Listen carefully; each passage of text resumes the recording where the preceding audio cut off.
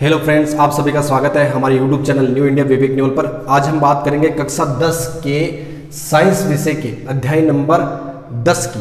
ठीक है, अध्याय नंबर 11 की। अध्याय नंबर 11 कार्य, ऊर्जा और शक्ति। ठीक है, ये आपके साइंस विज्ञान 10वीं में अध्याय नंबर 11 है, कार्य, ऊर्जा और शक्ति। ठीक है, अच्छा पार्ट है, मतलब आप थ्योरेटिकल पार्ट नहीं है, इसको आपको समझना ही पड़ेगा, इसलिए आपके लिए ये वीडियो लाया जा रहा है। आप ध्यानपूर्वक देखिएगा और समझिएगा, फिर इस पे काम करिएगा। कार्य, ऊर्जा और शक्ति। तो देखिए, कार्य, ऊर्जा और शक्ति को समझने से पहले हम बेसिक चीजों को समझते हैं। देखिए बेसिक क्या है, एक तो समय है। समय को हम किससे लिखते हैं? टाइम। ठीक है, अंग्रेजी में इसको टर्म टाइम कहते हैं, टी। इसका मात्रक क्या होता है? देखिए इसका मात्रक, इसका ऐसा ही मात्रक है, वो सेकंड है। सेकंड, इसका ऐसा ही मात्रक क्या है? सेकंड है। तो इसको आपको समझना है, समय को। अब देखिए, अब ये आपको आता हो 1 घंटे में, ठीक है, कितनी मिनट? 60 मिनट।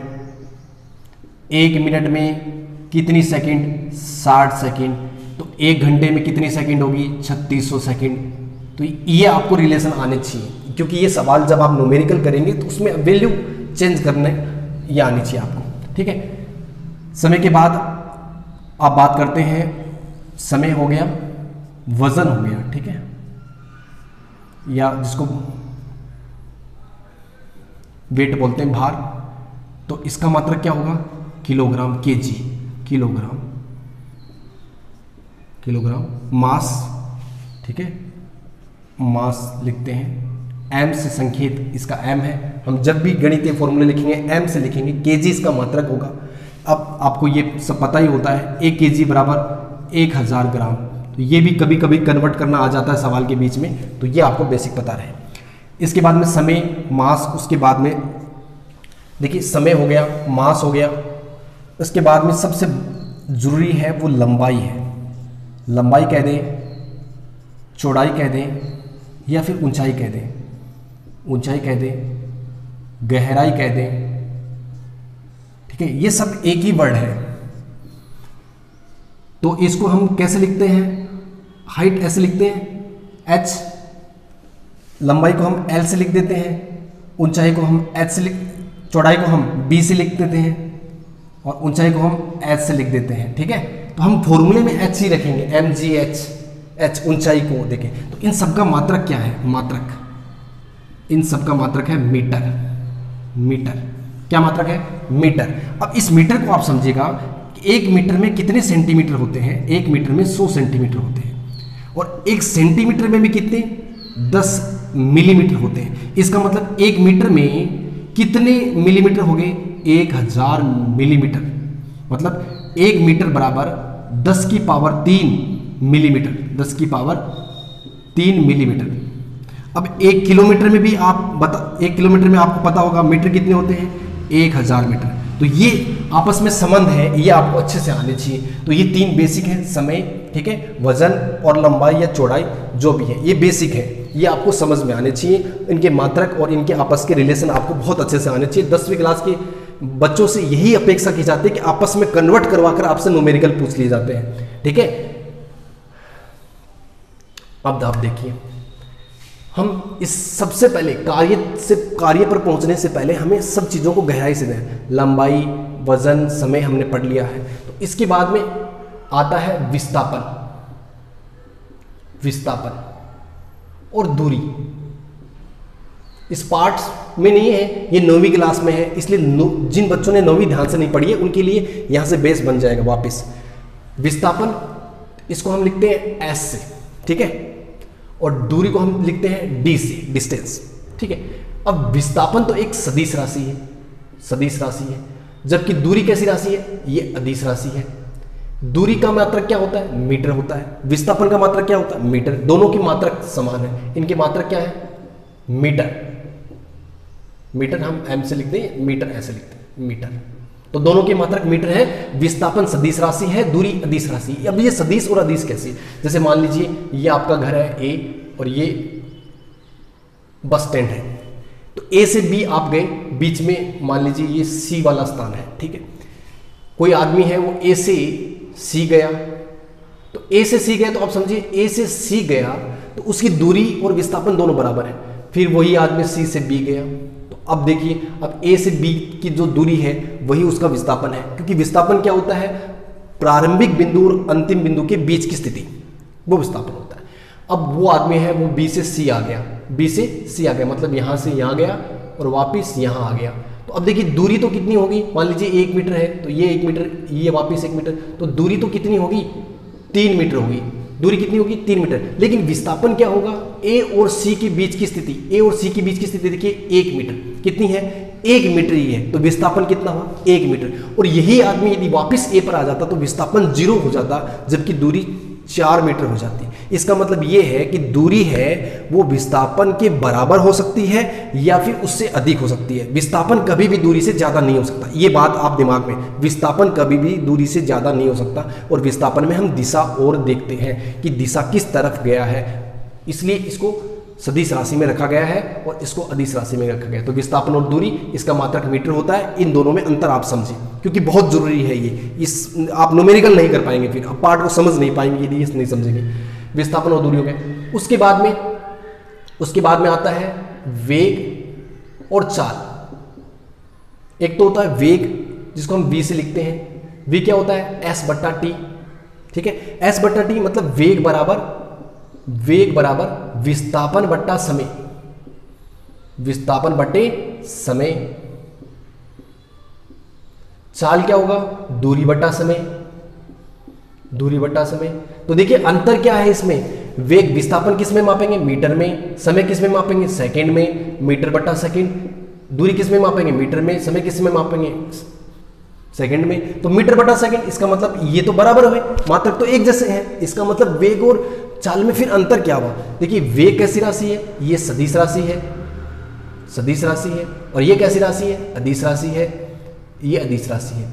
तो ये अंतर है, वेग एक सदिश राशि है जिसमें दिशा की आवश्यकता पड़ती है, और चाल एक अदिश राशि है जिसमें आपको दिशा की आवश्यकता नहीं पड़ती। ये अंतर है, क्योंकि देखिए यहाँ पर यह विस्थापन ले रहे हैं, विस्थापन, और यहाँ पर दूरी ले रहे हैं, तो ये चीज आप समझ लीजिएगा।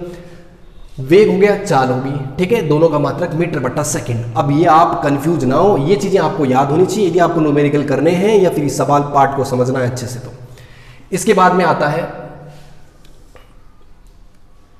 त्वरण, ठीक है, एक्सीलरेशन, जिसको हम ए से लिखते हैं। ये फॉर्मूला क्या होगा, v बट्टा टी। अब त्वरण की परिभाषा क्या होती है, 9th क्लास में बहुत अच्छे से था। त्वरण क्या होता है, वेग में परिवर्तन की दर, वेग में परिवर्तन की दर, वेग में परिवर्तन की दर। वेग को क्या लिख सकते हो आप, s बट्टा टी, और नीचे t है, तो ये क्या हो गया, s बट्टा टी स्क्वायर। मात्रक निकालने के लिए बेसिक पर जाए, तो मात्रक, विस्थापन का मात्रक मीटर बट्टा सेकंड स्क्वायर। तो आप देखिए मीटर बट्टा सेकंड स्क्वायर किसका मात्रक है, त्वरण का। किसका मात्रक है, त्वरण का मात्रक है, मीटर बट्टा सेकंड स्क्वायर। इस ये चीजें आपको समझनी है। इसी पर गुरुत्वीय त्वरण आता है, गुरुत्वीय त्वरण जिसको हम g लिखते हैं, ये बहुत आएगा। इसका भी मात्रक क्या होगा, मीटर बट्टा सेकंड, भाई त्वरण है तो मीटर बट्टा सेकंड स्क्वायर ही होगा। अब इसका g का जो मान है वो होता है 9.81 मीटर बट्टा सेकंड स्क्वायर, ये इसका वैल्यू होती है। ये आपको फॉर्मूले में दी हो तो यही रखनी है, नहीं दी हो तो आप 10 रख सकते हैं। ये उस फॉर्मूले आपको बुक में कहा होगा कि कितना लेना है, लेकिन ये आपको ध्यान रहे सभी। अब त्वरण के बाद हम पहुंचते हैं बल पे, ठीक है, बल, फोर्स, F बराबर क्या होता है, ma, F बराबर ma मतलब ये क्या है, मास, वजन, ठीक है, और a क्या है, त्वरण। तो अब इसको आप कन्वर्ट करेंगे तो m, ठीक है, m, a को वापस आप कन्वर्ट करेंगे तो क्या होगा, v बट्टा टी, v को वापस कन्वर्ट करेंगे तो v क्या हो गया, s बट्टा टी बट्टा टी। तो ये हो गया m गुणा s बट्टा टी स्क्वायर। बेसिक पर पहुंच गए। तो ये क्या हो गया, इसका मात्रक हो गया kg, इसका हो गया मीटर बट्टा, इसका क्या हो गया, सेकंड स्क्वायर। तो kg मीटर बट्टा सेकंड स्क्वायर, इसी को हम कहते हैं न्यूटन। क्या कहते हैं, न्यूटन, इसी यही होता है न्यूटन। इसकी अब कक्षा हम 10 में आ चुके हैं। W बराबर, ठीक है, कार्य बल गुणा विस्थापन, मतलब हम हिंदी में लिखें तो कार्य बराबर बल गुणा बल की दिशा में, बल की दिशा में विस्थापन, बल गुणा बल की दिशा में विस्थापन, ये आपका कार्य हुआ। देखिए कार्य का फॉर्मूला, अभी हमने बल पढ़ा था, ठीक है, उसको हम खोल के कन्वर्ट करके आपको दे। बल को हम क्या लिख सकते हैं, एम ए, क्योंकि F बराबर होता है एम ए गुणा एस। अब m क्या है, ठीक है, m तो हम मास है तो इसको कन्वर्ट, इसको हमने पढ़ा था v बट्टा टी, ए बराबर होता है v बट्टा टी गुणा में s, इसको हम फिर खोल ले, v को हम क्या लिखेंगे s बट्टा टी, तो s बट्टा टी स्क्वायर हो गया गुणा में s। तो इसका मात्रक देखिए क्या आ गया, मास kg, s विस्थापन, विस्थापन का मीटर स्क्वायर बट्टा सेकंड स्क्वायर। तो देखिए क्या आया, kg मीटर स्क्वायर बट्टा सेकंड स्क्वायर। तो इसी को हम कहते हैं जूल। क्या कहते हैं, जूल। ये जूल है, जूल।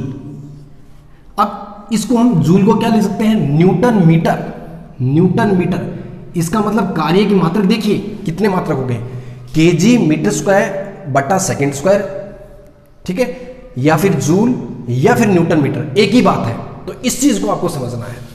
अब देखिए कार्य बल गुणा बल की दिशा में विस्थापन हो, यदि घटक के रूप में कार्य हो, घटक के रूप में कार्य की बात करें तो देखिए आप, ये आपका बल है, मान लीजिए F है, ये थीटा है और ये आपका विस्थापन है। तो जब हम इसके साथ, ठीक है, ये वाला घटक लेंगे, मतलब आधार के साथ करण, आधार बट्टा करण क्या होता है, आधार बट्टा करण कोस थीटा।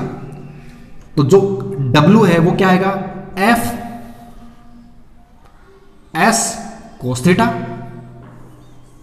ठीक है, FS कोस थीटा, ये आएगा। तो ये कार्य होता है। अब ये कार्य कब अधिकतम होता है, कब न्यूनतम होता है, ये सब चीजें आपको समझनी है।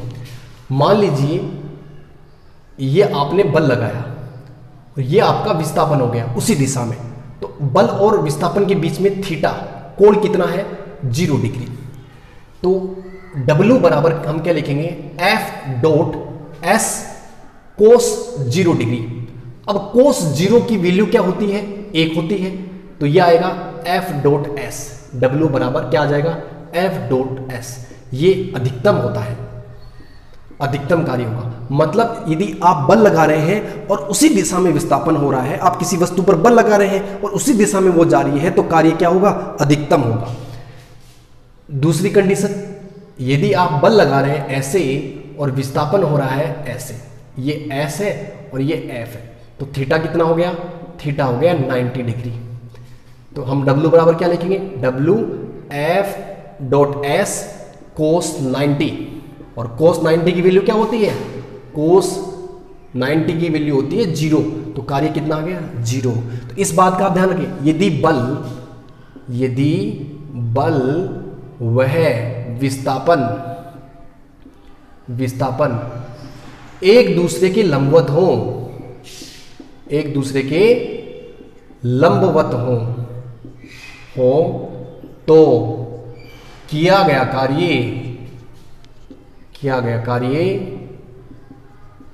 शून्य होता है। किया गया कार्य कितना होगा, शून्य होगा, किया गया कार्य।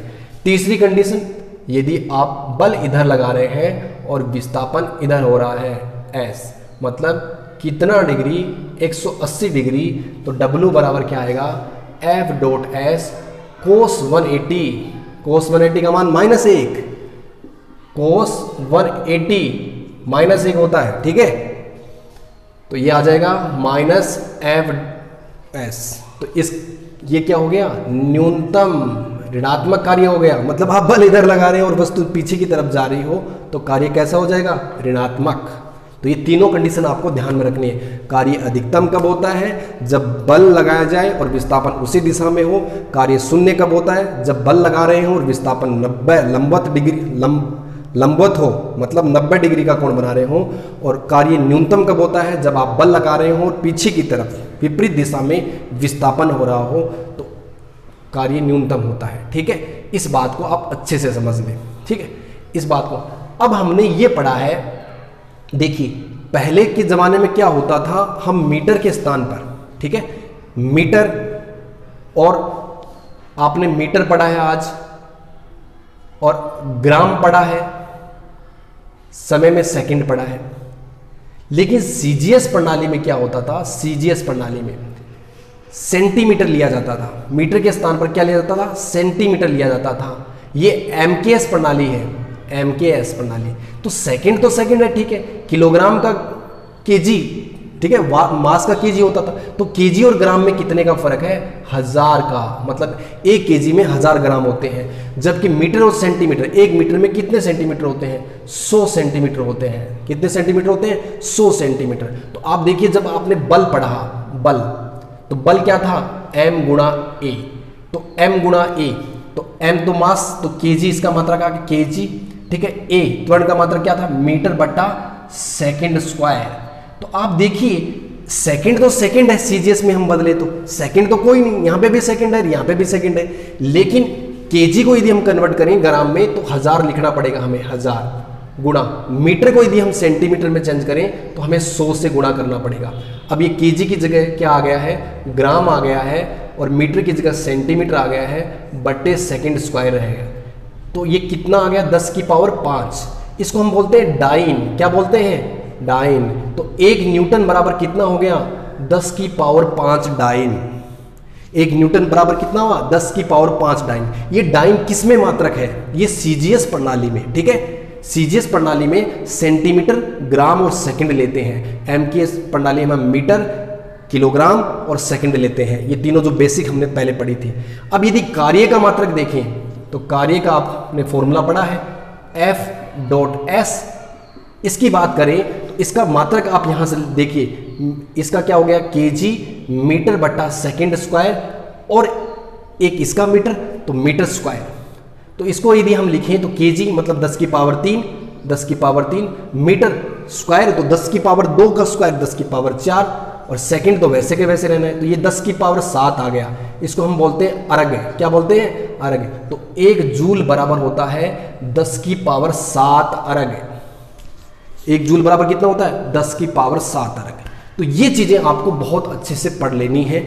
इसके बाद हम आगे जो भी चीज है उसको कंटिन्यू करेंगे। ये बेसिक है, तो इस बेसिक को आप बहुत अच्छे से समझेंगे तो बड़ा फायदा होगा आपकी। ये पार्ट बहुत ही सरल है यदि आप इस चीज को समझते हैं, क्योंकि इसमें न्यूमेरिकल है। न्यूमेरिकल आप तभी कर पाएंगे जब आपको जोड़ तोड़ आता हो। जोड़ तोड़ मतलब मात्रक किधर से किधर करना हो, इकाइयां बदलनी आती हो। तो इसके बाद में कितने इजी सवाल आते हैं आप खुद देखेंगे कि ये 10वीं के लेवल के नहीं हो कि 6ठी के लेवल के सवाल पूछे जाते हैं। तो इसके लिए आपको ये बेसिक जो आज पढ़ा है, इस वीडियो को कम से कम आप 2 से 3 बार रिवाइज करें। जो 10वीं के स्टूडेंट हैं उनके लिए बड़े फायदेमंद है, क्योंकि बेसिक जब अच्छा होता है तो आप चाहे गणितीय रूप हो चाहे थ्योरेटिकल हो, सभी में पार पा जाएंगे। नहीं तो आपको रट्टा मारना पड़ेगा, और रट्टा मारेंगे तो आप सवाल नहीं कर पाएंगे। चाहे वो न्यूमेरिकल में किलोग्राम की जगह कुछ और लिख दे, जैसे ग्राम लिख दे, कन्वर्ट करना भी होगा, उसमें भी फंस जाएंगे। इसलिए मैं उम्मीद करता हूं आप इस प्रयास को और अच्छा करेंगे। मुझे पता है आप अच्छी तरीके से वीडियो को शेयर करेंगे, देखेंगे, और बच्चों को बोलेंगे सब्सक्राइब करने के लिए चैनल को। तो मैं इस साइंस सीरीज को और आगे लेकर चला जाऊँ, ठीक है। आपको जो साइंस के, जो फिजिक्स के और केमिस्ट्री के जो चैप्टर हैं वो ज़्यादातर, क्योंकि बाकी पर्यावरण और बायो है वो बहुत ईजी है। धन्यवाद।